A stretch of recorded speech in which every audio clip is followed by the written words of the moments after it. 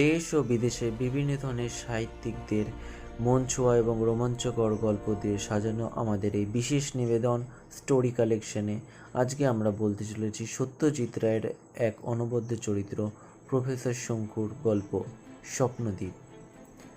গল্পটির শুরুর অংশটি আমরা সংগ্রহ করেছি প্রফেসর শঙ্কুর প্রথম গল্প বোমযাত্রী ডায়েরি থেকে। গল্পটি সংগ্রহ করা হয়েছে আনন্দ পাবলিশার্স প্রকাশিত শঙ্কু সমগ্র বইটি থেকে। গল্প পাঠে তারক চ্যাটার্জির চরিত্রে অর্ণব, সত্যজিৎ রায় এবং অবিনাশবাবুর চরিত্রে বিশাল, সূত্রধার এবং প্রফেসর শঙ্কু চরিত্রে আমি অনুরাগ। তো শুরু হতে চলেছে আজকের গল্প স্বপ্নদ্বীপ।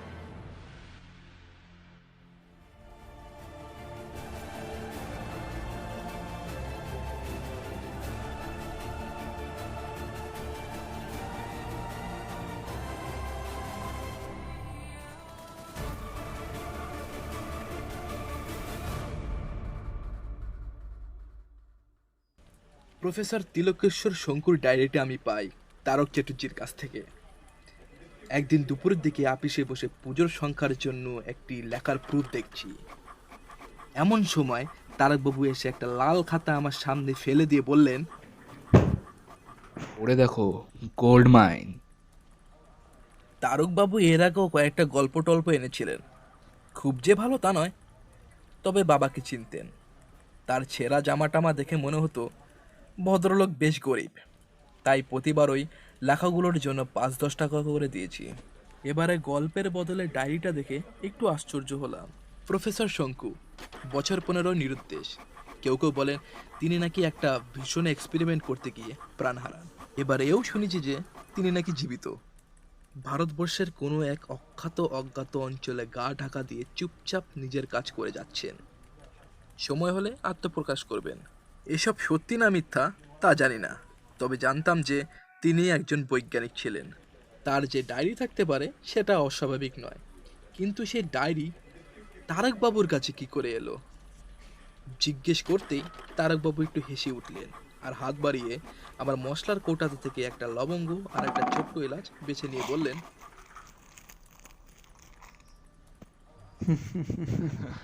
সুন্দরবনের সেই ব্যাপারটা মনে আছে তো? এই রে, আবার বাঘের গল্প। তারকবাবু তার সব ঘটনার মধ্যে বাঘ জিনিসটাকে যেভাবে টেনে আনেন আমার মোটেই পছন্দ হয় না। তাই একটু বিরক্ত হয়েই বললাম, কোন ব্যাপারটার কথা বলছেন? উল্কাপাত। ব্যাপার তো একটাই। ঠিক ঠিক, মনে পড়েছে। এটা সত্যি ঘটনা, কাগজে বেরিয়েছিল। বছরখানেক আগে একটা উল্কাখণ্ড সুন্দরবনের মাথারিয়া অঞ্চলে এসে পড়েছিল। বেশ বড় পাথর, কলকাতার জাদুঘরে যেটা আছে তার প্রায় দ্বিগুণ। মনে আছে, কাগজের ছবি দেখে হঠাৎ একটা কালো মরার খুলি বলে মনে হয়েছিল। বললাম, তার সঙ্গে খাতাটার কি সম্পর্ক? বলছি, ব্যস্ত হয়েও না। আমি গেছিলাম ওই মৌকায় যদি কিছু বাকছাল জোটে, ভালো দর পাওয়া যায় জানো তো। আর ভাবলুম মতো জন্তু জানোয়ার মরল, তার মধ্যে কি গুটি চারেক বাঘ পড়ে থাকবে না? কিন্তু সেগুড়ে বালি, লেট হয়ে গেল। হরিণ টরিণ কিচ্ছুই ছিল না। তাহলে ছিল কিছু গোসাপের ছাল, তাই নিয়ে এলুম। আর এই খাতাটা। আমি একটু অবাক হয়ে বললাম, খাতাটা কি ওইখানে? গর্তের ঠিক মধ্যিখানে পাথরটা পড়া একটা গর্ত হয়েছিল জানো তো। 4খানা হেদও তার মধ্যে ঢুকে যায়। এইটা ছিল তার ঠিক মধ্যিখানে। বলেন কি? বোধহয় পাথরটা যেখানে পড়েছিল তার খুব কাছেই লাল লাল কি একটা মাটির ভেতর থেকে উকি মারছে দেখে টেনে তুললাম। তারপর খুলেই শঙ্কুর নাম দেখে পকেটস্থ করলাম। উল্কার গর্তের ভিতরে খাতা, তার মানে কি? ওরে দেখো, সব জানতে পারবে। তোমরা তো বানিয়ে গল্প টল্প লেখো, আমিও লিখি। এ তার চেয়ে ঢের মজাদার। এ আমি হাত ছাড়া করতাম না বুঝলে। নেহাত বড় টানাটানি যাচ্ছে তাই। টাকা বেশি কাছে ছিল না, তাছাড়া ঘটনাটি পুরোপুরি বিশ্বাস ছিল না, তাই 20টা টাকা দিলাম ভদ্রলোককে। দেখলাম তাতেই খুশি হয়ে আমাকে আশীর্বাদ করে চলে গেলেন। তারপর পুজোর গোলমানে খাতাটার কথা ভুলেই গেছিলাম। এই সেদিন আলমারিটা খুলে চলন্তিকাটা টেনে বার করতে গিয়ে ওটা বেরিয়ে পড়লো। খাতাটা হাতে এনে দেখি কেমন যেন খটকা লাগলো। যতদূর মনে পড়ে প্রথমবার খাতাটায় কালির রং ছিল সবুজ, আর আজ দেখি লাল। অদ্ভুত। খাতাটা পকেটে নিলাম। মানুষ মাত্রই ভুল হয়। নিশ্চয়ই কোনো সবুজ কালি লেখার সাথে আমি এই ব্যাপারটা গোলমাল করে দিয়েছি। বাড়িতে এসে আবার খাতাটা খুলতেই বুকটা ধরাস করে উঠল। এবার দেখি কালের রং নীল। অদ্ভুত। তারপর এক আশ্চর্য অদ্ভুত ব্যাপার, দেখতে দেখতে চোখের সামনে নীলটা হয়ে গেল হলদে। এবার তো কোনো ভুল নেই, কালের রং সত্যি বদলাচ্ছে। হাতের কাঁপুনিতে খাতাটা মাটিতে পড়ে গেল। আমার ভুলো কুকুরটা যা পায় তাতে দাঁত বসায়। খাতাটাও বাদ গেল না। না ভুলো না। ছু। আরে যে দাঁত এই দুদিন আগে আমার নতুন তালতলা চুটিটা ছিঁড়েছে, ওই খাতার কাগজ তার কামড়ে কিচ্ছু হলো না। হাত দিয়ে টেনে দেখি এই কাগজ ছেঁড়া মানুষের সাধ্য নয়। টানলে বড় হয়ে যাচ্ছে, আর ছেড়ে দিলে যে কে সেই। কি খেয়াল হলো একটা দেশলা জেলে কাগজটাই ধরালাম, পড়লো না। খাতার 5 ঘন্টা উনুনের মধ্যে ফেলে দিলাম। কালির রং যেমন বদলাচ্ছে ঠিক সেমন বদলালো, কিন্তু আর কিচ্ছু হলো না। সেই দিন রাত্রে ঘুমটুম ভুলে গিয়ে 3টে অবধি জেগে খাতা পড়া শেষ করলাম। যা পড়লাম তা আপনাদের হাতে তুলে দিচ্ছি। এসব সত্যি কি মিথ্যা, সম্ভব কি অসম্ভব, তা তোমরাই জেনে নাও।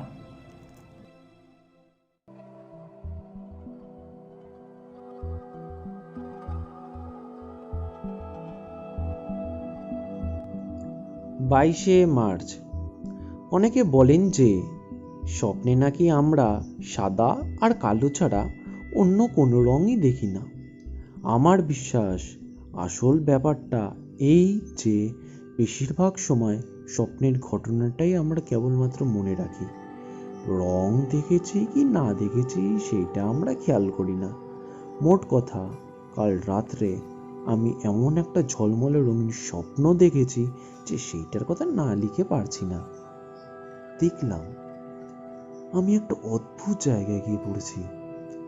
সেখানে ঘর বাড়ির লোকজন কিছুই নেই, আছে শুধু গাছপালা আর বন জঙ্গল। এইসব গাছপালার একটিও আমার চেনা নয়। এদের রং ও বাড়ি অস্বাভাবিক। সবুজ পাতা প্রায় নেই বললেই চলে, আর তার বদলে নীল, লাল, বেগুনি, কমলা এই ধরনের রং। গাছে ফুল আর ফলও আছে, তার একটাও আমার চেনা নয়। একটা প্রকাণ্ড ফুলে অজস্র পাপড়ি, আর প্রতিটি পাপড়ির রঙই আলাদা। আর একটা ফুলের এক একটা পাপড়ি যেন এক একটা হাতির কান, আর হাতির কানেরই মতো সেগুলো মাঝে মাঝে তুলে উঠছে। ফলও যে কত রকমের রয়েছে তার ঠিক নেই। একটা প্রকাণ্ড গাছে সরু সরু নীল রঙের ফল বট গাছের শিকড়ের মতো মাটি থেকে নেমেছে, আর একটা তরমুজ সাইজের ফল, তার সর্বাঙ্গে গাঢ় লাল রোয়া, আর সেই রোয়ার ভিতরে দুটি করে গোল গোল সাদার মাঝখানে কালো ফুটকি, ঠিক যেন মনে হয় ফলের গায়ে একজোড়া চোখ। স্বপ্নটা এতই জলজ্যান্ত যে মনে হচ্ছিল এমন একটা জায়গা সত্যিই আছে, আর আমি যেন সেখানে সত্যিই গেছি, আর রঙের কথাটা ভুলতে পারছি না। স্বপ্নটা দেখা অবধি বাইরে কোনো একটা জায়গায় ঘুরে আসতে ইচ্ছা করছে, বিশেষ করে এমন কোনো জায়গা যেখানে রঙিন গাছপালা, ফুল ফলের প্রাচুর্য। গিরিডিতে বছরের এই সময় রঙের বড় অভাব। যাকগে, এখন স্বপ্ন ছেড়ে বাস্তবে আসা যাক। আমার অ্যান্টি গ্র্যাভিটি নিয়ে যে গবেষণাটা বেশ আশাপ্রদভাবে এগোচ্ছে। আমার উদ্দেশ্য হচ্ছে এমন একটা ধাতু তৈরি করা যেটা পৃথিবীর মাধ্যাকর্ষণকে অগ্রাহ্য করতে পারে, অর্থাৎ যে ধাতুর কোনো ওজন থাকবে না, তাকে শূন্যে ছেড়ে দিলে সে শূন্যেই থেকে যাবে। এই অ্যান্টিগ্র্যাভিটি ধাতুর সাহায্যে একটা ছোটোখাটো উড়োজাহাজ তৈরি করতে পারলে খুব সহজেই এই দিক ওই দিক ঘুরে আসা যাবে। আশ্চর্য এই যে সবচেয়ে বেশি ওজন যে ধাতুর, অর্থাৎ পারদ বা মার্কিউরি, সেটা ছাড়া এই ওজনবিহীন ধাতুটা তৈরি করা যাবে না, এটা আগে বুঝতে পারিনি। এখন বেশ বুঝতে পেরেছি যে হ্যাকেনবুশের গবেষণাটা এই পারদের অভাবে ব্যর্থ হয়েছিল। পারদ জোগাড় হয়েছে, তাছাড়া তামার গুঁড়ো, ষাঁড়ের খুর, চকমকি পাথর ইত্যাদি যাবতীয় উপাদান যথেষ্ট পরিমাণে সংগ্রহ হয়েছে। আজ থেকে দ্বিগুণ উৎসাহে কাজে লেগে পড়তে হবে। বর্ষা নামার বেশ কিছুদিন আগেই আমার মহাকাশযানটা তৈরি করে ফেলতে হবে, কারণ মাধ্যাকর্ষণকে পরাস্ত করতে পারলেও ঝড়ঝাপটার দাপট একটা সামান্য উড়োজাহাজ সহ্য করতে পারবে কি করে?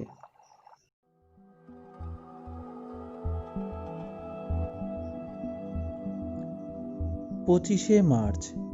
আমার তৈরি অ্যান্টি গ্র্যাভিটি ধাতুর কি নাম দেওয়া যায় তাই ভাবছি। গবেষণা যে সফল হয়েছে সেটা বলাই বাহুল্য। 5 বছর বয়সে প্রথম যখন আমার বৈজ্ঞানিক প্রতিভার প্রকাশ পায়, তখন থেকে আজ অবধি আমি কোনো গবেষণায় ব্যর্থ হইনি। এখনো মনে আছে আমার সেই 5 বছর বয়সের ঘটনা। খাটে বসে আমার বন্ধু ভূতোর সঙ্গে টিডলি উইংস খেলছি। সে খেলা আজকালকার আর কেউ খেলে কি? সিকির সাইজের রং বেরঙের সেলুলার চাকতির কিনারায় আর একটা বড় সাইজের চাকতি দিয়ে চাপ দিয়ে ছেড়ে দিলেই সেগুলো তিরিং তিরিং করে লাফিয়ে এগিয়ে যেত। সামনে একটা কৌটো রাখা থাকতো। উদ্দেশ্য ছিল ছোট চাকতিগুলিকে এইভাবে চাপ দিয়ে লাফ খাইয়ে কৌটোর মধ্যে ফেলা। সেই দিন ভূতোর সঙ্গে খেলতে খেলতে হঠাৎ চাকতি লাফানোর বৈজ্ঞানিক কারণটা মাথায় এসে গেল, আর তার সঙ্গে সঙ্গে বুঝে ফেললাম ঠিক কোনখানটায় কতখানি জোরে চাপ দিলে চাকতিটি বাইরে না পড়ে ঠিক কৌটোর মধ্যিখানে গিয়ে পড়বে। তারপর থেকে আর কি ভূত আমার সঙ্গে পারে? বাবা পাশেই বসেছিলেন। আমার খেলা দেখে চোখ গোল গোল করে বললেন, পিলু, তোর হলো কি? এই যে তুই একেবারে ভেলকি দেখিয়ে দিলি। 13 বছর বয়সে আমার মাথায় প্রথম পাকা চুল দেখা যায়। 17 বছর বয়সে টাক পড়তে শুরু করে। 21 পড়তে না পড়তে আমার মাথা জোড়া টাক। কেবল কানের দুপাশে, ঘাড়ের কাছটায় আর ব্রহ্মতালুর জায়গাটায় সামান্য একগাছা পাকা চুল। অর্থাৎ আজও আমার যা চেহারা, 45 বছর আগেও ঠিক তাই। ধাতুর নাম শ্যাঙ্কোবাইট দেওয়া স্থির করলাম। আজ আমার বিড়াল নিউটনের 4 থাবায় 4 টুকরো শ্যাঙ্কোবাইটের পাত বেঁধে দিয়ে তাকে মাথার উপরে তুলে ছেড়ে দিতেই সে বিউলিনের মতো ধীরে ধীরে মাটিতে নেমে এলো। আশ্চর্য দৃশ্য এবং আশ্চর্য আনন্দ। শুধু আমার আনন্দ নয়, নিউটনেরও। মাটিতে নেমেই সে দিব্যি টেনিস বলের মতো হপ করতে করতে আমার পায়ের কাছে এসে আমার পায়ের পাতলুনে গা ঘষতে লাগলো। আমার মহাকাশ যানের নাম দেব শ্যাঙ্কো প্লেন। প্লেনে একটা প্রোপেলার অবশ্যই থাকবে এবং তাতেই শূন্যে উঠে সামনের দিকে এগোনোর কাজটা করে যাবে। গন্তব্যস্থানে পৌঁছানোর একটু আগে হিসাব করে প্রোপেলারটা থামিয়ে দিলেই প্লেনটা ধীরে ধীরে ঠিক জায়গায় গিয়ে নামবে। ভালো কথা, গত 3 রাত পর পর আবার সেই রঙিন জায়গার স্বপ্ন। প্রতিবারই জায়গাটার সম্পর্কে কিছু কিছু নতুন তথ্য জানতে পেরেছি। যেমন সেই দিন দেখলাম গাছপালা ভেদ করে পিছন দিক থেকে সমুদ্রের জল দেখা যাচ্ছে। একটা নামও স্বপ্নের মধ্যে কে যেন বারবার আমার কানের কাছে এসে বলতে লাগলো।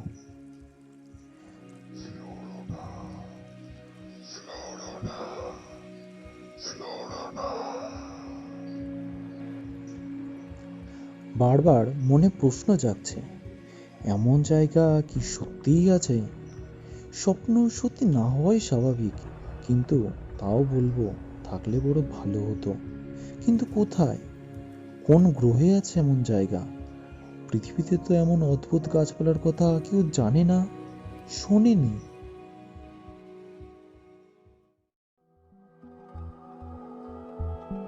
26শে মার্চ।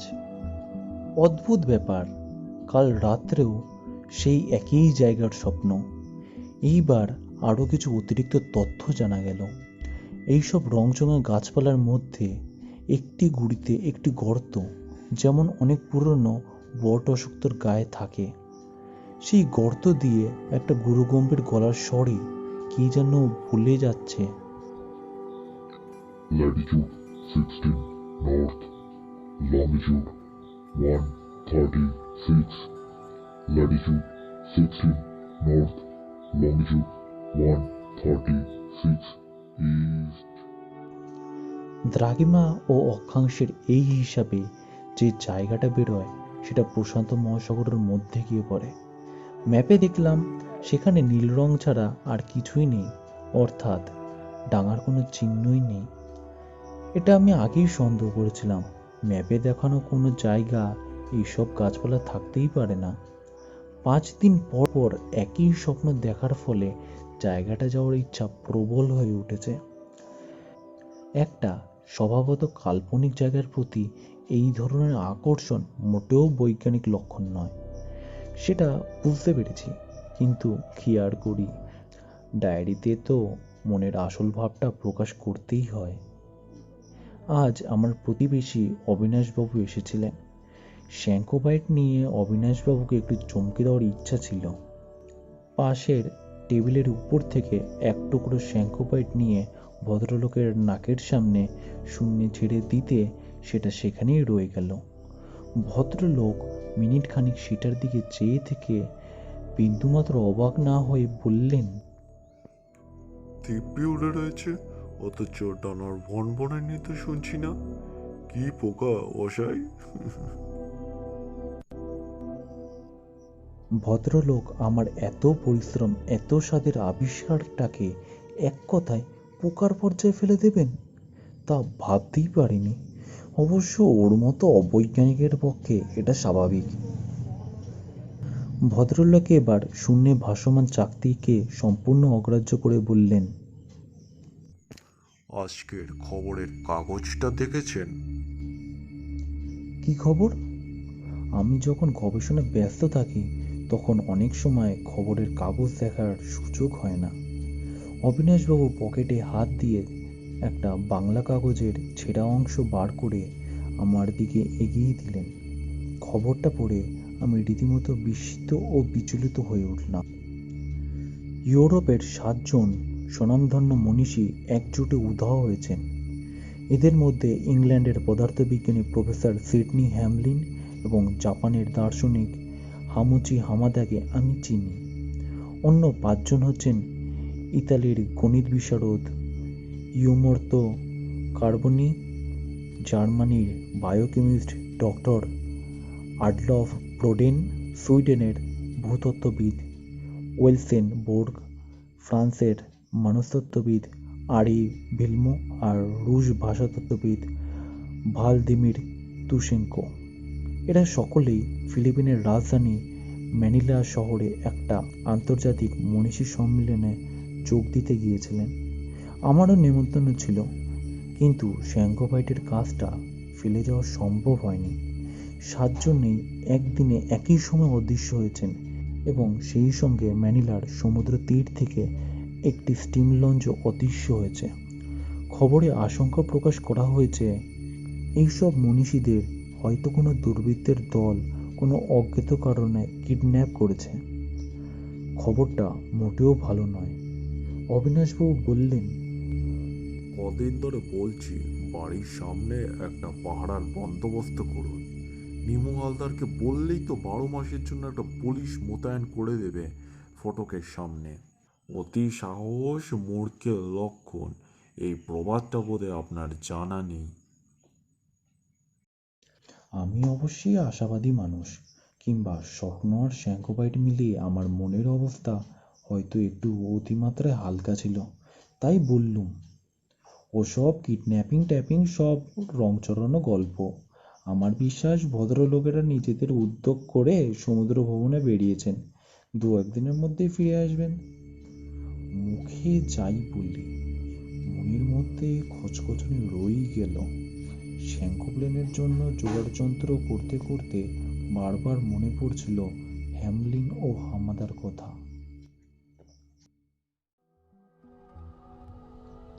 2রা এপ্রিল, পরশু সকালে আমরা পিরিডি থেকে রওনা হয়েছি।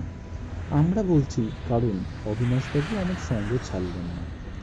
আফ্রিকার অভিজ্ঞতার পর ভদ্রলোকের প্রতি একটা কৃতজ্ঞতা বোধও রয়েছে, তাই তার অনুরোধ রক্ষা না করে পারলাম না।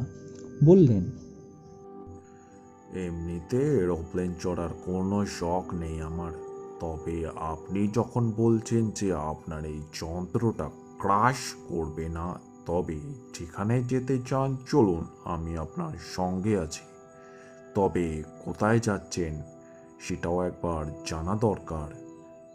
তিব্বত নাকি, হ্যাঁ? আমি একটু রসিকতা করেই বললাম, লঙ্গিটিউড 16 নর্থ, ল্যাটিটিউড 136 ইস্ট। তাতে ভদ্রলোক বললেন, ওইসব ল্যাটাচি ল্যাঙাচি রাখুন তো মশাই, আপনার ব্যাঙাচির মধ্যে আমার অ্যাটাচির জায়গা হবে কিনা সেটা বলুন। আপনার মতো এক কাপড়ে বেশি দিন চালানো আমার পক্ষে সম্ভব না। হ্যাঁ, আমার প্লেনের সাইজ লম্বায় 8.5 ফুট আর চওড়ায় 3 ফুট। লেজ আছে, ডানা নেই। ওঠানামার জন্য দুদিকে দুটো কানকোর মতো জিনিস আছে। প্রোপেলার অবশ্যই আছে, আর মাটিতে নেমে দাঁড়িয়ে থাকবার জন্য ব্যবস্থাও আছে। বসার আসন দরকার হবে বলে আমার গাড়ির দুটো পুরানো কোচের মখমলে সিট খুলে প্লেনের মধ্যে বসিয়ে দিয়েছি। প্লেনের অবস্থান ও উচ্চতা, গতিবেগ ইত্যাদি নির্ণয় করার জন্য যন্ত্রপাতি অবশ্যই আছে। খাওয়ার ব্যাপারটা সহজ করে নিয়েছি। দুটো বয়ামে 2 মাসের মতো বটিকা ইন্ডিকা নিয়েছি। এক বড়িতে সারাদিনের জন্য পেট ভরে যাবে। তেষ্টা মেটানোর জন্য তৃষ্ণানাশক বড়ি আছে, আর আছে টি পিলস আর কফি পিলস। আমার জন্য শুধু কফি পিলস হলেই চলতো, কিন্তু অবিনাশবাবুর আবার দিনে 3 বার চা না হলে চলে না। এছাড়া আরও যে কটা জিনিস আছে সেগুলো বাইরে গেলে আমি সঙ্গে নিই। আমার অ্যানাহেলিন পিস্তল, আমার অমনিস্কোপ, আমার ছবি তোলার ক্যামেরা পিট যন্ত্র ইত্যাদি। প্রোপেলারের ইঞ্জিনের জন্য রসদ হিসাবে নিয়েছি 2 টিন টার্বোলিন। তার মানে 50,000 মাইলের জন্য নিশ্চিত। আমার তৈরি এই তিলের গন্ধ ঠিক চন্দন কাঠের মতো, অর্থাৎ আমার সঙ্গে যা কিছু নিয়েছি তা সবই আমার গবেষণাগারে তৈরি। এভরিথিং মেড বাই শঙ্খ, একমাত্র আমার সহযাত্রী অবিনাশবাবুকে ছাড়া। প্লেনের গতি এখন 200 মাইল পার আওয়ার, উচ্চতা 2,500 ফুট। এই দুদিনে আমরা প্রায় 3,500 মাইল এসেছি। যে রাস্তায় যাব ঠিক করেছিলাম সেই রাস্তাতেই চলেছি। বঙ্গোপসাগরের পরে পূব দক্ষিণে চলেছি সুমাত্রার দিকে। সুমাত্রা পৌঁছে সেখান থেকে পূব দিক ঘুরে বর্নিয়ের উপর দিয়ে উড়ে গিয়ে পড়ব প্রশান্ত মহাসাগরে। তারপর ডাঙা এগিয়ে ফিলিপিন দ্বীপপুঞ্জের দক্ষিণ পাশে ঘেঁষে উত্তর পূবে আমাদের লক্ষ্যস্থল ল্যাটিটিউড 16 নর্থ ও লঙ্গিটিউড 136 ইস্টের দিকে ধাওয়া করব। যদি আকাশ থেকে বুঝি সেখানে কিছু আছে, তবে সেখানে গিয়ে নামবো। না থাকলে উল্টো পথে ঘুরে এসে 2-1টা মনোরম জায়গা বেছে নিয়ে সেখানে 2-1 দিন থেকে হাওয়া বদল করে আবার দেশে ফিরে আসবো। এই কিছুক্ষণ আগে আমরা নিকোবর দ্বীপপুঞ্জ পেরোলাম। নিকোবরের উপর দিয়ে যাওয়ার সময় কিছুটা অন্যমনস্ক হয়ে আর কিছুটা কৌতূহলবশত প্লেনটাকে একটু বেশ নিচের দিকে নামিয়ে ফেলেছিলাম। নারকেল গাছের পাতা প্রায় ছোঁয়া যাচ্ছে বলেই মনে হচ্ছিল। এমন সময় অবিনাশবাবু হঠাৎ একটা বিকট আর্তনাদ করে উঠলেন। ফিরে দেখি তার হাতের আস্তিনের খানিকটা অংশ ছিঁড়ে গিয়ে হাওয়ায় পতপত করে উঠছে। তার মুখটা হয়ে গেছে কাগজের মতো ফ্যাকাশে। কী ব্যাপার? অবিনাশবাবু ঘাড় কাত করে নিচের দিকে ইঙ্গিত করলেন, আর ঠিক সেই মুহূর্তে 3টে তীর সাই সাই করে আমার প্লেনের পাশ দিয়ে চলে গেল আকাশের দিকে। বোতাম টিপে তৎক্ষণাৎ প্লেনটাকে উপরের দিকে ওঠাতে ওঠাতে দেখলাম নিচে একপাল কালো পিঠে লোক। তাদের হাতে তীর ধনুক, গায়ে উল্কি, কানে মাকড়ি, আর পরনে কিছু নেই বললেই চলে। 300 ফুটের উপরে উঠে গেছি, তবে নিকোবর দ্বীপপুঞ্জের আদিবাসীদের মারাত্মক আক্রমণ থেকে রেহাই পাওয়া গেল। এছাড়া আরও একটা ঘটনা ঘটেছিল আরও আগে, সেইটার কথা এই ফাঁকেই বলে রাখি। কলকাতার দক্ষিণে পোর্ট ক্যানিং পেরোবার কিছু পরেই এক পাল শকুনি আমাদের সঙ্গ নিল। তখন আমরা আছি প্রায় 500 ফুট হাইটে। ইচ্ছা করলেই স্পিড বাড়িয়ে বা হাইট বাড়িয়ে শকুনিদের সঙ্গ ত্যাগ করতে পারতাম, এবং অবিনাশবাবুর ইচ্ছা ছিল সেটাই। কিন্তু আমার কৌতূহল ছিল শকুনিগুলো কোথায় গিয়ে নামে, সেটা দেখব। সুন্দরবনের উপর দিয়ে যখন যাচ্ছি তখন সবকটা শকুনি হঠাৎ একসঙ্গে নিচের দিকে খুদ খেল। আমিও সঙ্গে সঙ্গে প্লেনটাকে নিচের দিকে নামাতে শুরু করলাম। 500 ফুট থেকে ক্রমে 400, 300, 200 করে নেমে শেষে এমন একটা হাইটে পৌঁছলাম যেখানে গাছের পাতার মধ্যে পাখির বাসার ডিম পর্যন্ত দেখা যাচ্ছে। শকুনিগুলো চক্রাকারে ঘুরতে ঘুরতে বনের মাঝখানে একটা খোলা জায়গায় গিয়ে নামলো। প্লেনের প্রপেলার বন্ধ করে ভাসতে ভাসতে নিচের দিকে প্রায় 50 ফুটের মধ্যে নেমে বুঝতে পারলাম কিসের লোভে শকুনিরা এখানে নেমেছে। এক অদ্ভুত দৃশ্য। একটা বিশাল রয়্যাল বেঙ্গল টাইগার পাশেই বোধহয় কোনো গ্রামের থেকে একটা আস্ত গরুকে ঘায়েল করে টেনে নিয়ে এসেছে নিরিবিলি তাকে খাবে বলে। অবিনাশবাবু আমার কোটের কলারটা পিছন দিক থেকে খামচে ধরলেন। বাঘটাও দেখলাম আকাশের দিকে মাথা উঁচিয়ে এক দৃষ্টে আমাদের প্লেনটাকে দেখতে লাগলো। শকুনিগুলো আশেপাশের গাছের মগ ডালে গিয়ে বসে পড়ল। বাঘ যদি কিছু অবশিষ্ট রাখে তাই দিয়ে তারা ভোজ করবে। আমার প্লেন এখন 40 ফুট হাইটে, সামনে 100 হাতের মধ্যে বাঘ। এবার প্লেনের শব্দ ছাপে তার গর্জন শুনতে পেলাম। আমি আর অপেক্ষা না করে পকেট থেকে অ্যানাহিলেন পিস্তলটা বার করে বাঘের দিকে তাক করে ঘোড়া টিপে দিলাম। বড় মুহূর্তে দেখা গেল যেখানে বাঘ ছিল সেখানে আর বাঘ নেই, শুধু কুণ্ডলির ধোয়া। আর তারপর তাও নেই। এখন আমরা যেখান দিয়ে উড়ছি তার চারপাশে এই 2500 ফুট থেকেও যত দূরে চোখ যায় জল ছাড়া আর কিছু দেখা যায় না। চমৎকার উড়ছে আমার শ্যাঙ্কো প্লেন। ঝাঁকুনি নেই একটুও, তাই লিখতে কোনোই অসুবিধা হচ্ছে না। প্রোপেলারের আওয়াজের জন্যই বোধহয় অবিনাশবাবু একেবারেই কথা বন্ধ করে দিয়েছেন। তাতে তার একটুও আফসোস হচ্ছে বলে মনে হয় না।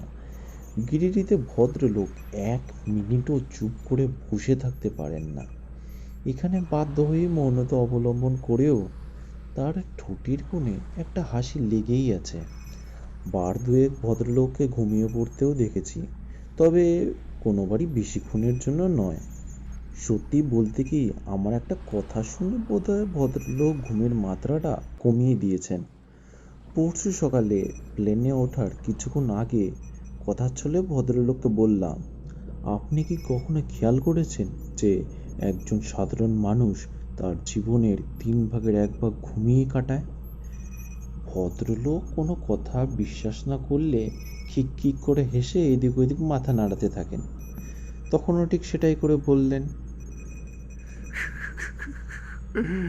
মশাই, এই ছেলেগুলো আজগবি কথা আপনি আপনার চাকর প্রহ্লাদকে গিয়ে বলুন, আমাকে বলবেন না। কি মুশকিল, আমি বললাম আপনি রাতে কখন ঘুমোন? এই ধরুন 10টা কি 10:30। আর কখন ওঠেন? ঘড়ি ধরে 6টা। তার মানে কয় ঘন্টা ঘুমানো হলো? এই সেরেছে, হিসাব করতে হবে। বলে অবিনাশবাবু ভুরু কুঁচকে মিনিটখানিক চুপ করে থেকে বললেন, প্রায় 8 ঘন্টা। কয় ঘন্টায় দিন হয়? আবার প্রশ্ন, দাঁড়ান, 24 তো? 24 না? 24, 3 8 24। তার মানে একদিনের 3 ভাগ সময় আপনি ঘুমিয়েই কাটিয়ে দেন, তাই তো? ভদ্রলোক এইবার যেন এক পলকে হিসাবটা বুঝে নিয়ে হঠাৎ গম্ভীর হয়ে গেলেন। তারপর ধীরে ধীরে মাথা নেড়ে বললেন, সময়ের কি ওয়েস্ট বলুন তো? 3 ভাগের 1 ভাগ জীবন সেফ ঘুমিয়ে নষ্ট করা। আসলে ঘুমের প্রসঙ্গটা তুলে যেটা বলতে গেছিলাম সেটা এই, আমি নিজে যেটুকু সামান্য সময় প্লেনে ঘুমিয়েছি তার মধ্যেও আমার দ্বীপের স্বপ্ন দেখেছি। ফ্লোরোনা দ্বীপ, সেখানে কোনো মানুষ নেই, আছে কেবল বিচিত্র রকমের না দেখা না জানা বিভিন্ন ফল ফুলের গাছপালা।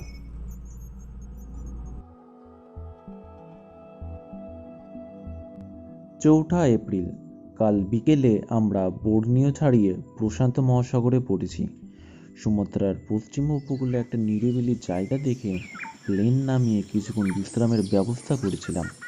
অবিনাশবাবু নাম্বার মিনিট খানিকের মধ্যেই হাতের কাছে একটা কলা গাছ থেকে এক ছোড়া কলা ছিঁড়ে নিয়ে তার মধ্যে থেকে একটার খোসা ছাড়িয়ে খেতে আরম্ভ করে দিলেন। সুমাত্রার ঠিক মাঝখান দিয়ে বিষুব রেখা চলে গেছে। এখানকার গাছপালার সঙ্গে আমাদের দেশের আশ্চর্য মিল। কাছেই জঙ্গলের মধ্যে পেঁপে, বাঁশ, নারকেল ইত্যাদি চোখে পড়ছে। এত দূর পথ এসে দেশের সঙ্গে এত মিল পাওয়ায় ভারী অদ্ভুত লাগছিল। অবিনাশবাবু দিব্যি নিশ্চিন্ত মনে কলা খেতে খেতে গাছপালার পাশ দিয়ে হেঁটে চলে বেড়াচ্ছেন। এমন সময় হঠাৎ তার মুখ দিয়ে একটা বিকট শব্দ বেরোলো। কি কি কি? চেয়ে দেখি ভদ্রলোক হাত থেকে কলার ছোড়াটা মাটিতে পড়ে গেছে। তিনি হাত দুটো পিছিয়ে নিয়ে হাড় কুচ করে চোখ বড় বড় করে একটা গাছের দিকে চেয়ে আনেন। কি দেখলেন ভদ্রলোক? আমি ব্যস্তভাবে তার দিকে এগিয়ে গেলাম। ভদ্রলোক তার সামনের গাছটার দিকে আঙুল দেখিয়ে কাঁপা কাঁপা গলায় বললেন, ওটা আবার কি মশাই? যা দেখলাম তাতে আমি যেমন অবাক তেমন খুশি। গাছের নিচের দিকে একটা ডালে বসে আছে একটা প্রাণী। সেটা জাতি বাদর হলেও সেরকম বাদর সচরাচর দেখা যায় না। এই বাদর সুমাত্রার আদিবাসী, সাইজে একটা বিড়ালের বাচ্চার মতো। চোখ দুটো মুখের অনুপাতে আশ্চর্য রকমের বড়, হাত পা সরু সরু, আর সেগুলো যেইভাবে ব্যবহার করে তাতে মনে হয় বাদরটা হয় ভারী নিস্তেজ, নয় অন্তত কুঁড়ে। আসলে কিন্তু এই বাদর স্বভাবত এরকমই ঢিমে, আর তাই এর নাম হচ্ছে স্লো লরিস। অবিনাশবাবুর অবাক ভাবটা এখনো কাটেনি। আমি বাদরটার কাছে গিয়ে হাত বাড়াতেই সেটা ডাল থেকে আমার হাতের কবজির উপরে চলে এলো। অবশ্যই এই সামান্য ঘটনাটা ঘটতে লেগে গেল প্রায় 2 মিনিট।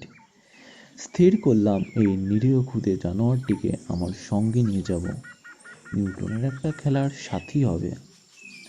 অবিনাশবাবু বললেন, ওর নাম দিন ঢিমো। ঢিমু এখন আমারই পাশে চুপচাপভাবে বসে আছে।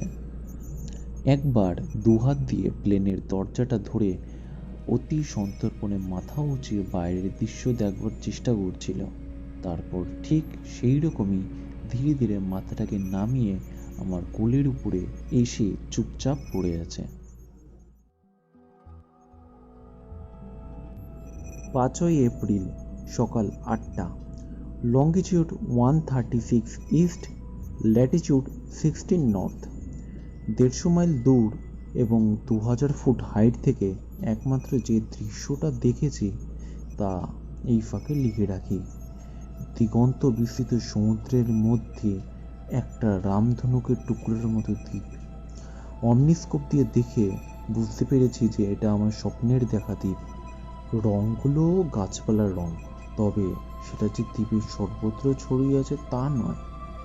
সামনের দিকে অর্থাৎ আমাদের দিকে রং কিছুটা কম, পিছনের দিকটায় আবার বেশি।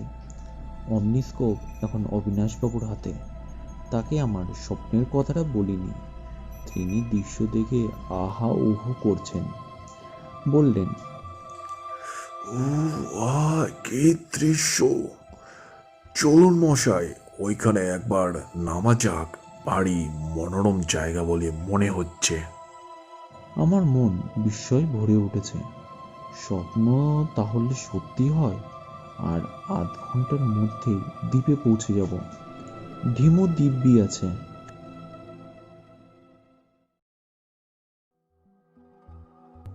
5 এপ্রিল, সকাল 9:30। আমরা 10 মিনিট হলো ল্যান্ড করেছি। এমন একটা অদ্ভুত জায়গাও তাহলে পৃথিবীতে থাকতে পারে। গাছপালা যে অদ্ভুত হবে সেটা তো আগেই বুঝতে পেরেছিলাম, কিন্তু এসে দেখছি এর মাটিও অন্যরকম। মাটি বলতে আমরা যা বুঝি এটা তা নয়, এমনকি এটা বালিও নয়, বালির চেয়ে অন্তত 4 গুণ বড়। লাল আর নীল রঙের দানার সমষ্টি এই মাটি। দূর থেকে লাল ও নীল রং একাকার হয়ে বেগুনিতে পরিণত হয়।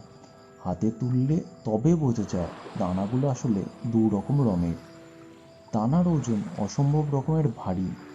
এক মুঠো হাতে নিয়ে মিনিট খানিকের বেশি রাখা যায় না, হাত টনটন করে। আসল দেখবার জিনিস অবশ্যই গাছপালা। দ্বীপের এইদিকে গাছের রং দেখে কিঞ্চিত হতাশ হতে হয়। স্বপ্নে দেখা রঙের চেলা এতেই নেই। সব রঙের মধ্যে যেন একটা কালোর ছোপ পড়েছে।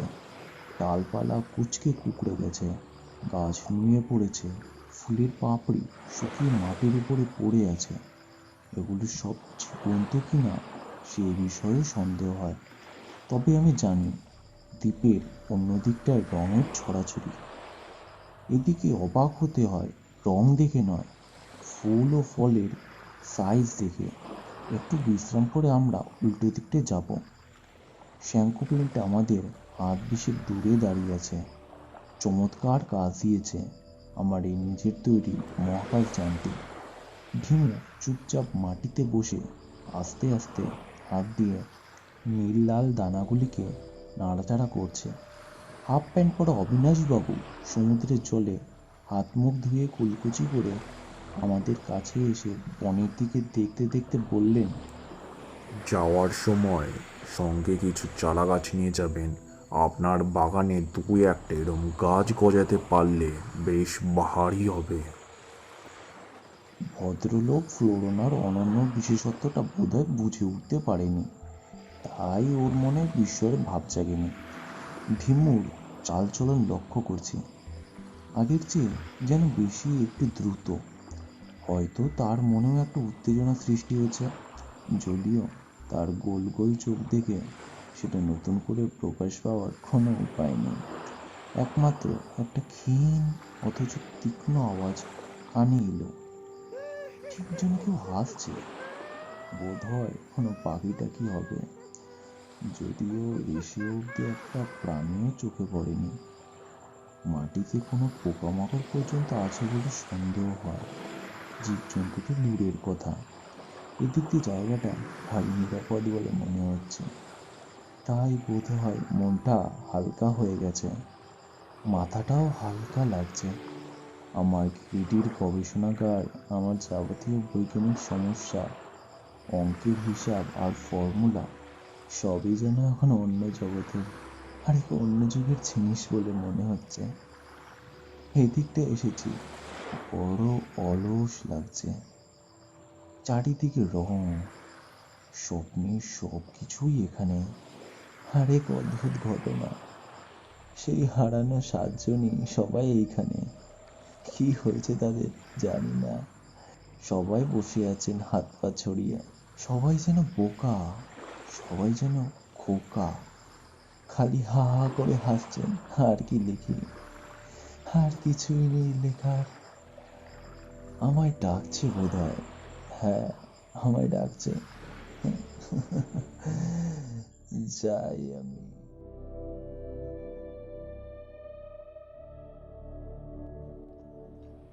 আমি শ্রী অবিনাশ চন্দ্র মজুমদার লিখছি। খাতা শঙ্ক মহাশয়ের। আজ তারিখ 5ই এপ্রিল, সময় রাত 2:30। লিখবার কোনো অভ্যাস নেই, একমাত্র চিঠিপত্র ছাড়া বহুতকাল যাবৎ কিছু লিখি না। ছেলেবেলায় স্কুলে থাকতে একবার প্রবন্ধ লিখে শিক্ষকের বাহবা পেয়েছিলাম। 50 বছর পর আজ আবার পেন ধরছি। আজকের ঘটনাটা লিখে রাখা আমার একান্ত কর্তব্য, কারণ আমারও যদি কিছু হয়, এই খাতা যে ব্যক্তি হাতে পাবেন তিনি এক অবিস্মরণীয় আতঙ্কজনক অলৌকিক ঘটনার বিষয় জানতে পারবেন। আমার পিছনে 20 হাত দূরে বন। বনের গাছপালা থেকে যে রঙিন আলো বেরোচ্ছে, আমি কিন্তু সেই আলো দিয়ে লিখছি। অন্য কোনো আশা নেই, কারণ আকাশ মেঘ শূন্য হলেও আজ অমাবস্যা। এই দ্বীপে পৌঁছে পূর্বকূলে আধ ঘন্টা থাকার পর শঙ্কু মহাশয় প্রস্তাব দিলেন যে দ্বীপের অন্যান্য জায়গায় কি আছে না আছে সেটা একবার ঘুরে দেখা যাক। আকাশ থেকেই বুঝেছিলাম যে দ্বীপটা বৃত্তাকার এবং এই বৃত্তের ডায়ামিটার 2 মাইলের বেশি নয়। আমরা স্থির করলাম যে পায়ে হেঁটে খোঁজাখুঁজি করার থেকে ভালো প্লেনে করে খোঁজা হোক। অতএব বৃথা সময় নষ্ট না করে ঢিমো বাদরকে সঙ্গে নিয়ে আমরা রওনা হয়ে গেলাম। মাটি থেকে 50 ফুট উপরে থাকাকালীন 10 মাইল বেগে আমরা পশ্চিম উপকূলের উদ্দেশ্যে রওনা হলাম। 1 মাইল পথ এইভাবে যাওয়ার পর আমরা স্পষ্টই বুঝতে পারলাম যে যতই পশ্চিম দিকে এগোচ্ছি গাছপালার বর্ণশোভা ততই বৃদ্ধি পাচ্ছে। 17 মিনিট এইভাবে ওড়ার পর শঙ্কু মহাশয় প্লেনটাকে আবার নিচের দিকে নামালো।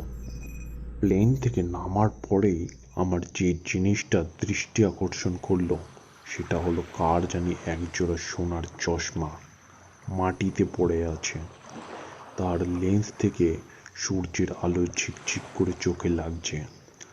শঙ্কু মহাশয় একটা অস্পষ্ট শব্দ করে চশমাটি হাতে নিয়ে নাড়িয়ে চাড়িয়ে দেখে বললেন, হ্যামলিন। তারপর আমরা আবার হাঁটতে থাকলাম। কিছুক্ষণ হাঁটার পর আরও কিছু জিনিস আমাদের দৃষ্টি আকর্ষণ করলো।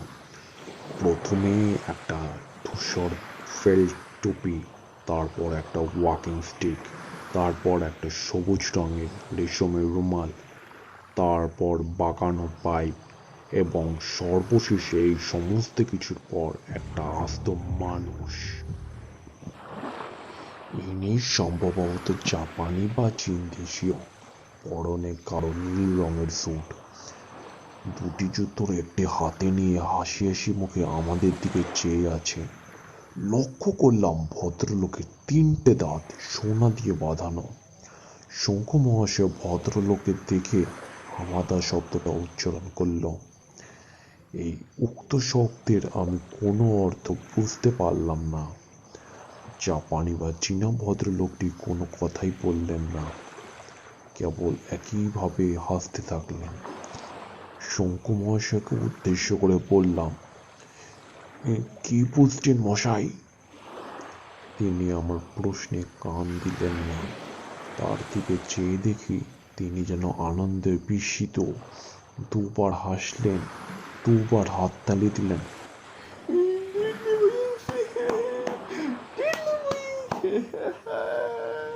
তারপর আবার হাঁটতে লাগলেন।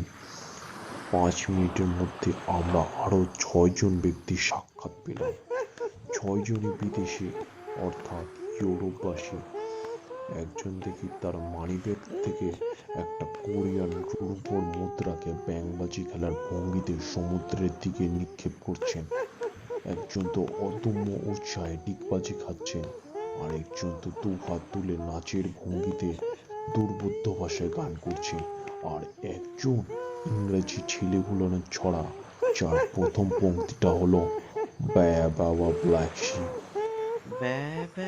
Black sheep, have you any wolf? Yes, sir, yes, sir, 3 bags full. One for the master, one for the dame, and one for the little boy who lives down the lane.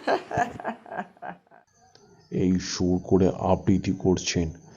শেষোক্ত ব্যক্তিটা শঙ্কু মহাশয় Hamelin বলে সম্বোধন করল। তার দিকে পা হাত বাড়ানোর সঙ্গে সঙ্গে ভদ্রলোক ব্ল্যাক শিপ ছেড়ে এখন জ্যাকলিন ছড়াটি আবৃত্তি আরম্ভ করল। অবশিষ্ট 2 জনকে দেখতে পাওয়া গেল দূরে একটা গাছের তলায় নিশ্চিন্তভাবে ঘুমোচ্ছেন। শঙ্কু মহাশয় তাদেরকে ছেড়ে এবারে দূরে গিয়ে তার পকেট থেকে লাল ডায়েরি খাতাটি বার করে সমুদ্র তটে বসে কি যেন লিখতে আরম্ভ করলেন। আমি পুনরায় তাকে জিজ্ঞাসা করলাম, এসবের অর্থ কি? এরা কারা? হ্যামলিন কে? হামাদা কে? এরা সকলে এত ভদ্র ও প্রবীণ হওয়া সত্ত্বেও নির্বোধ শিশুর ন্যায় আচরণ করছে কেন? সব কিছু দেখে শুনে আমি চিন্তিত ও বিমূঢ়, কিন্তু আপনাকে এত নিশ্চিন্ত কেন দেখাচ্ছে? বলা বাহুল্য, আমার কোনো প্রশ্নের কোনো উত্তরই পাওয়া গেল না। শঙ্কু মহাশয় দেখলাম আর বেশি লিখতে পারল না। খাতা ও ফাউন্টেন পেন তার পাশেই পড়ে রইল। তিনি নির্বাক হয়ে সমুদ্রের দিকে চেয়ে রয়েছেন।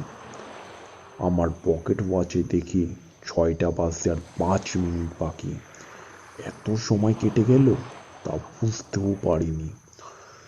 সূর্য পশ্চিম আকাশে ঢলে পড়েছে, আর কিছুক্ষণের মধ্যেই অস্ত চলে যাবে। সমুদ্র প্রায় নিস্তরঙ্গ, সুতরাং জলের শব্দ নেই বললেই চলে। পাখির আওয়াজ নেই, কারণ পাখি তো নেই। ঢিমু ব্যতীত অন্য কোনো পশু নেই। মশার শব্দ নেই, শ্রীগলের চিৎকার নেই, ঝিঝির ঐত্যকান, এসব কিছুই নেই। চারিদিকে একটা অপার্থিব আদিম নিস্তব্ধতা। গাছপালার দিকে এবারে চোখটা গেল। সবকটা গাছপালা, ফুল ফল পাতায় একদম টইটুম্বুর। তাদের মধ্যে বিন্দু মাত্র স্পন্দন নেই। সমস্ত প্রকৃতিটাই যেন একটা রুদ্ধশ্বাসে কিসের জন্য অপেক্ষা করে বসে আছে।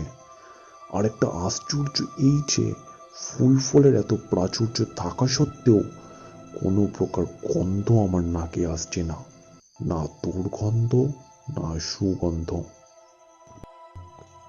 আমি অবাক হয়ে চারিদিকে বনের শোভা লক্ষ্য করছি। এমন সময় হঠাৎ দেখছি আলো কমে এসছে। বুঝলাম সূর্য অস্ত হয়ে গেছে।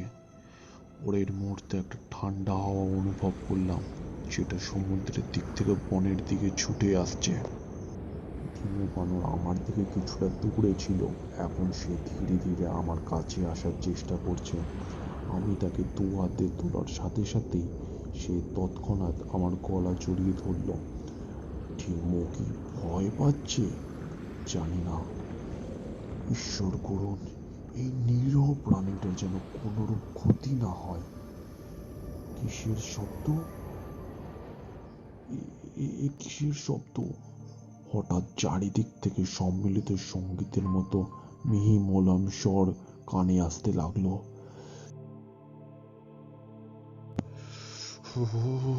রিড়ি রিড়ি করে এখন শব্দটা যেন আরো জোরে আসতে শুরু করেছে। আমি দূরের থেকে বনের ভিতর দিকে চেয়ে রইলাম। দেখলাম একটা নতুন কাণ্ডের সূচনা ঘটছে। বনের প্রত্যেকটা গাছই যেন এখন চঞ্চল হয়ে উঠেছে। প্রত্যেকটা পাতা, প্রতিটা ফুল ফল যেন এখন সজীব ও অস্থির হয়ে এখন মুক্তি পাওয়ার চেষ্টা করছে। সন্ধ্যা ঘনিয়ে এসেছে, কিন্তু বনের মধ্যে ক্রমে ক্রমে আলো যেন বৃদ্ধি পাচ্ছে। শঙ্কু মহাশয় কি এই দৃশ্য দেখছেন? শঙ্কু মহাশয়কে দেখতে গিয়ে দেখলাম তিনি এখন আর নিজের জায়গাতে নেই। শিশুর মতো হামাগুড়ি দিয়ে একটা বিশেষ গাছের দিকে এগিয়ে যাচ্ছে। এই গাছ অন্যান্য গাছগুলোর তুলনায় বেশ নিস্তেজ, কারণ এই গাছের ফুলের রংটা হলো বাদামি। এক একটা ফুল এক একটা বাঁধাকপির মতো বড়। শঙ্কু মহাশয় গাছের নিচের দিকটায় এগোনোর সাথে সাথে দেখলাম গাছের ফলগুলি যেন তাকে অভিবাদন করছে। এই দৃশ্য দেখে আমার মনের ভিতরে যেন একটা আতঙ্কের সৃষ্টি হলো।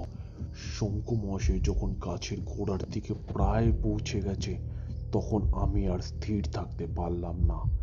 এক লাফে গাছের সামনে গিয়ে পৌঁছালাম এবং শঙ্কু মহাশয়ের গতিবিধি রোধ করার চেষ্টা করলাম।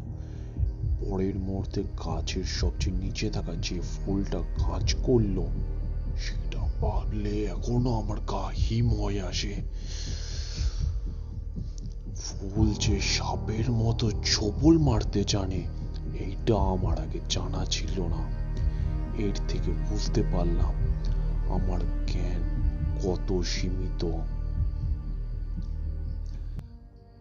এই প্রকাণ্ড ফুলের ছোবলে প্রথমত ঢিমু আমার থেকে 10 হাত দূরে ছিটকে পড়ল। তারপর আমি ধরাশায়ী হলাম। পড়ে যাওয়ার সময় ফুলটাকে আঁকড়ে ধরার চেষ্টা করায় ফুলের একটা পাপড়ির টুকরো আমার হাতে ছিঁড়ে চলে আসলো। আর শঙ্কু মহাশয়, তিনি তো এখন হামাগুড়িতে গাছের গোড়ার দিকে এগিয়ে চলেছে। গাছের গোড়ায় পৌঁছানোর পর যে জিনিসটা দেখলাম সেইটা হলো ফুলের স্তবকগুলি শঙ্কু মহাশয়ের মাথার চারিদিকটা বেষ্টন করে ফেলল। কিছুক্ষণ এইভাবে থাকার পর ফুলটি আবার স্বাভাবিক অবস্থায় ফেরত এলো।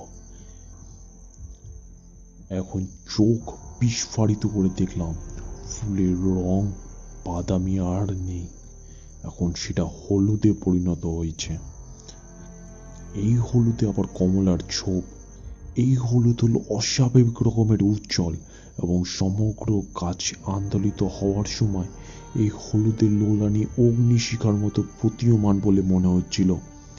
শঙ্কু মহাশয়কে দেখলাম তিনি এখন অন্য একটা গাছের দিকে হামাগুড়িতে এগিয়ে যাচ্ছেন।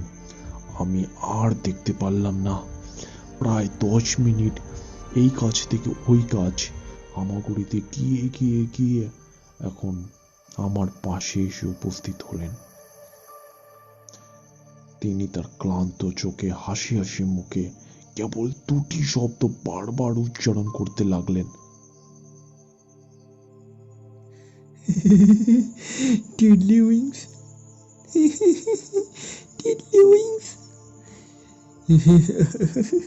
টিডলিউইংস, টিডলিউইংস।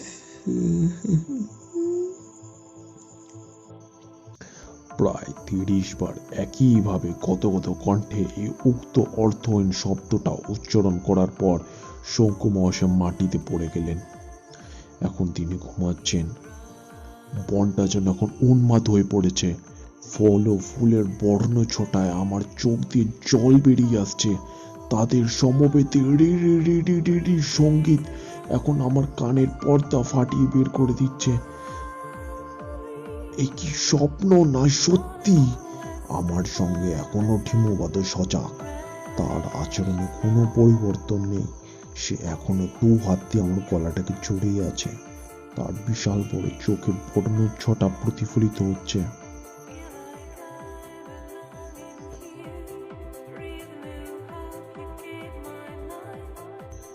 আমি বনের পাশ দিয়ে সমুদ্রের দিকে হেঁটে যাচ্ছি।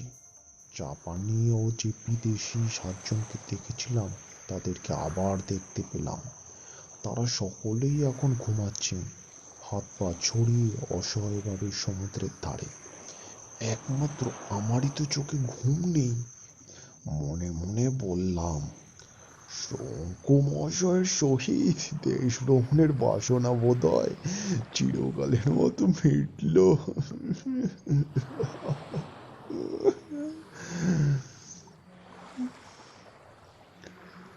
ঠিমুকে নিয়ে এখন নির্জন স্থানে গিয়ে বসলাম। বিমানটা যেখানে ছিল ঠিক সেখানেই রয়েছে। সমুদ্রের জল মাঝে 2-1 গিয়ে বিমানটার পায়ে ধাক্কা মারছে। সামান্য তরঙ্গের আওয়াজ দেখা যাচ্ছে যেন জলের মধ্যে। কেবলমাত্র আমাদের দ্বীপ ছাড়া চারিদিকটা অন্ধকার। সমুদ্র কোথায় আকাশের সঙ্গে মিলেছে তা বোঝার যে কোনোই উপায় নেই। মেঘমুক্ত আকাশে অগণিত নক্ষত্রের মধ্যে দিয়ে ছায়াপথ চলে গেছে। একটা উল্কাও যে আমার চোখে পড়ল। মুহূর্তের জন্য মনে হলো আমি যেন বিভীষিকাময় স্বপ্ন দেখছি। প্রকৃতপক্ষে আমি এখনো গিরিটিতে আছি, ঘুমাচ্ছি। ঘুম ভাঙলেই আমি নিজেকে আবার গিরিটিতে পাবো। কিন্তু পরক্ষণে আমার সাময়িক ভ্রান্তি দূর হয়ে গেল এবং আমি পুনরায় আবার বিষাদ এবং আতঙ্কে পড়ে গেলাম। তারপর আমি স্থির করলাম শঙ্কু মহাশয়ের খাতায় এই ঘটনাটা লিখে রাখবো। শঙ্কু মহাশয়কে যে অবস্থায় দেখে এসেছি তিনি যে আর কোনোদিন লিখতে পারবে কিনা সে বিষয়ে আমার সন্দেহ আছে। কিন্তু কিন্তু এই কি? হঠাৎ হঠাৎ দ্বীপটা কাঁপতে শুরু করেছে। দ্বীপটা কি দুলছে? এই কি ভূমিকম্প নাকি? জলের রাশির দিকে তাকিয়ে দেখছি, জলের রাশি আমাদের দিকে এগিয়ে আসছে কেন? আমাদের আকাশযান ক্রমশ ডুবে চলেছে। চারিদিক হাড় করে জলরাশি আমাদের দিকে এগিয়ে আসছে কেন? এ কি? আমার হাফ প্যান্টের নিচের দিকটা এখন ঠান্ডা অনুভব করছি কেন? শেষ পর্যন্ত কি আমরা তাহলে জলের তলায় ডুবে মারা যাব? এখন আমার কোমর অব্দি জল। আমি দাঁড়িয়ে দাঁড়িয়ে লিখছি, ঠিমু আমার সঙ্গে কাঁপছে। দূরে সমুদ্রের দিক থেকে এক আলো বিন্দু দ্রুত আমাদের দিকে এগিয়ে চলেছে। আর আর লেখা সম্ভব নয়। এই ঈশ্বর!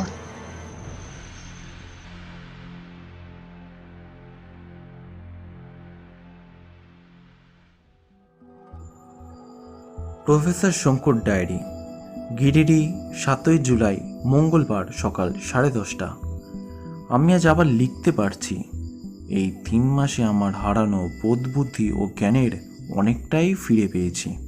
আমি যে 69টা ভাষা জানতাম তার মধ্যে 56টা এরই মধ্যে বেশ সড়গড় হয়ে গেছে। বাকি কটা নতুন করে শিখে নিতে আরও মাস 2 সময় লাগবে বলে মনে হয়। কাল হ্যামলিনের একটা চিঠি পেয়েছি, নিজের ভাষাতেই লিখেছে, কিন্তু তার মধ্যে বানানো ব্যাকরণ দুইয়েরই অনেক ভুল। ফলে মনে হয় ওর প্রোগ্রেস আমার চেয়ে অনেক বেশি ঢিমে। বাকি কয়েকজনের খবর জানি না। অনুমান করা যায় তারা সকলেই বেঁচে আছেন, কারণ জাহাজে সুস্থ অবস্থাতে উঠেছিলাম সকলেই। আমি যদি একা গিয়ে ফ্লোরোনাতে উপস্থিত হতাম তাহলে আমাকে উদ্ধার করার জন্য ম্যানিলা থেকে কোনো জাহাজ আসতো না। ফ্লোরোনার সঙ্গে সঙ্গে আমি ও অবিনাশবাবু দুজনেই সমুদ্রগর্ভে তলিয়ে যেতাম। হ্যামলিনের চিঠিতে জানতে পারলাম যে আমি কদিন থেকে যে অনুমানটা করেছি সেটা ঠিকই। আমরা সবাই একই স্বপ্ন দেখে একই আকর্ষণে ফ্লোরোনাতে হাজির হয়েছিলাম। খবরের কাগজে বেরিয়েছে যে আমরা 8 জন ছাড়াও আরও বহু পণ্ডিত ব্যক্তি এই একই সময় একই স্বপ্ন দেখে ফ্লোরোনা যাওয়ার জন্য ছটফট করছিলেন, কিন্তু তাদের পক্ষে প্রশান্ত মহাসাগরের মধ্যে অবস্থিত ওই বেয়ারা জায়গাটায় গিয়ে উপস্থিত হওয়ার কোনো উপায় ছিল না। ফ্লোরোনার রহস্য 16 আনা সমাধান কোনোদিনও হবে বলে মনে হয় না। তবে যেটুকু জানতে পেরেছি তা থেকে বাকিটা অনুমান করা কঠিন কাজ নয়। ফ্লোরোনায় যে এক বিচিত্র প্রাণীর খপ্পরে পড়তে হয়েছিল এই বোঝার ব্যাপারে অবিনাশবাবুর অবদান কম নয়। গত বুধবার ভদ্রলোক আমাকে দেখতে এসে আমায় একটা আশ্চর্য জিনিস উপহার দিলেন। হাতে নিয়ে রাবারের টুকরো বলে মনে হলো। ভদ্রলোকের দিকে একটু চাইতেই তিনি হেসে বললেন, ফুলের গায়ে সত্যিই মশায় মূর্ছা গিয়ে বসেছিলাম। যে ফুল আপনার মাথায় চেপে বসেছিল তারই একটা পাপড়ির টুকরো। ল্যাবরেটরিতে পরীক্ষা করে জেনেছি এই পাপড়ির সঙ্গে পৃথিবীর কোনো ফুলের কোনো পাপড়ির মিল নেই। এই পাপড়ির অ্যানাটমি অবিশ্বাস্য রকমের জটিল। প্রায় একজন মানুষের মস্তিষ্কে যে ধরনের জটিলতা এতেও ঠিক তাই। ফ্লোরোনার পশ্চিম উপকূলে যাওয়ার পর আমি কি করেছিলাম না করেছিলাম তা আমার মনে নেই, কিন্তু অবিনাশবাবুর বর্ণনা থেকে বুঝতে পেরেছিলাম এই ফুল কোনো আশ্চর্য রকম উপায় আমার মস্তিষ্ক থেকে আমার বিদ্যে বুদ্ধির অনেকটাই নিংড়ে পার করে নিয়েছিল। তারপর একের পর এক অন্যান্য ফুলও একই কাজ করার ফলে শেষে আমি যে অবস্থায় পৌঁছেছিলাম তার সঙ্গে এক নির্বোধ শিশুর কোনো পার্থক্য নেই। হ্যামলিনের 7 জনের একই ব্যাপার হয়েছিল। অবিনাশবাবুর মতে আমাকে শোষণ করার পর গাছের রং ও চেল্লা নাকি আশ্চর্যভাবে বেড়ে গিয়েছিল। এই থেকে একটা জিনিস প্রমাণ হয় এবং সেটা এতই অস্বাভাবিক যে লিখতেও সংকোচ বোধ হচ্ছে। ফ্লোরোনা দ্বীপের গাছপালার খাদ্য হচ্ছে জ্ঞান, যে জ্ঞান তারা শুষে নেয় পণ্ডিত ব্যক্তিদের মস্তিষ্ক থেকে। শুধু তাই নয়, তেমনভাবে ক্ষুধার্ত হলে এরা উর্বর মস্তিষ্কের লোকেদের স্বপ্ন দেখিয়ে আকর্ষণ করে নিজেদের কাছে নিয়ে আসতে পারে।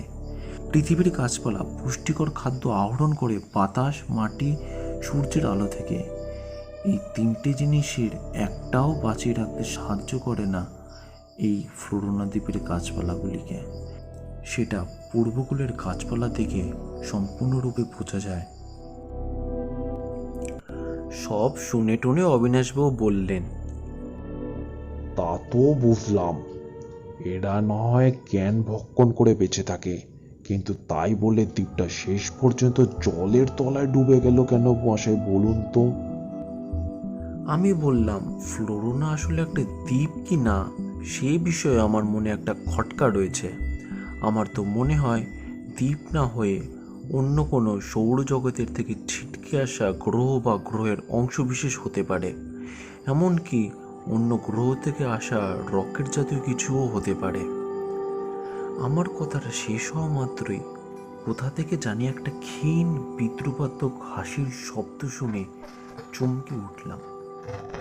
অবিনাশ বাবুর দিকে চেয়ে দেখি তিনিও আমার মতো হতভম্ব।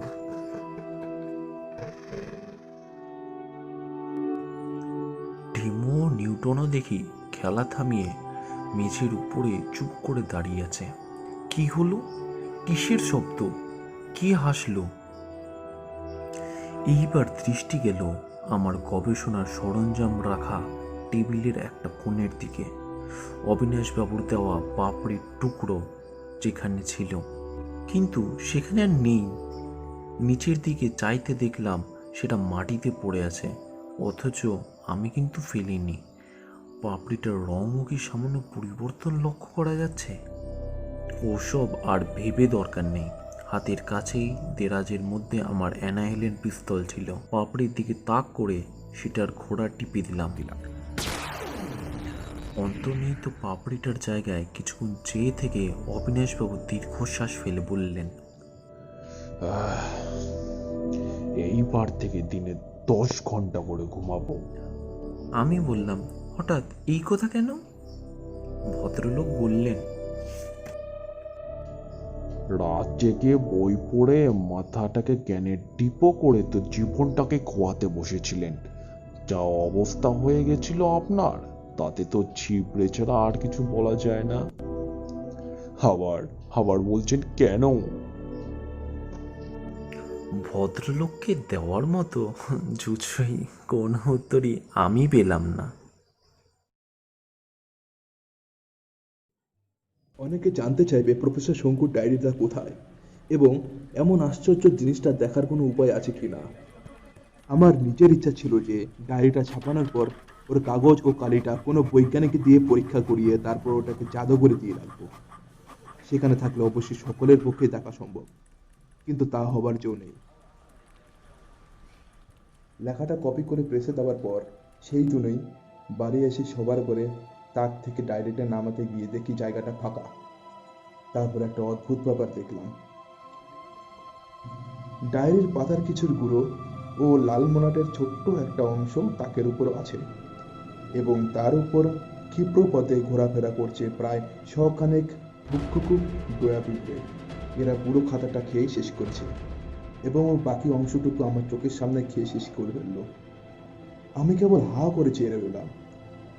যে জিনিসটা অক্ষয় অবিনশ্বর বলে মনে হচ্ছিল সেটা হঠাৎ পিঁপড়ের খাদ্যে পরিণত হলো কি করে, সেটা আমি এখনো বুঝতে পারিনি। কিন্তু তোমরা কি এর মানে বুঝতে পারলে?